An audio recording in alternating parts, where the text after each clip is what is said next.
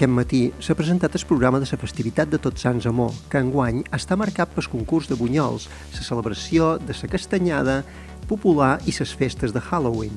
Per una banda tindrà lloc la bunyolada, que serà el proper dimarts dia 31 al pati del claustre. Durant l'activitat es repartiran un total de 600 bunyols amb una opció sense gluten, així com 25 quilos de castanyes i 25 litres de xocolata. La jornada estarà amenitzada amb jocs populars a càrrec de la xaranga, amb l'espectacle Show the Clown d'Armando Jaleo i DJ a càrrec de Ritmo Menorca. Paral·lelament, el mateix dia i a idèntica ubicació tindrà lloc la quarta edició del popular concurs Els millors bunyols d'amor. A les 18 hores començaran les inscripcions, amb l'entrega de 5 bunyols que seran tastats pel jurat. L'entrega del premi serà a les 19:30 hores.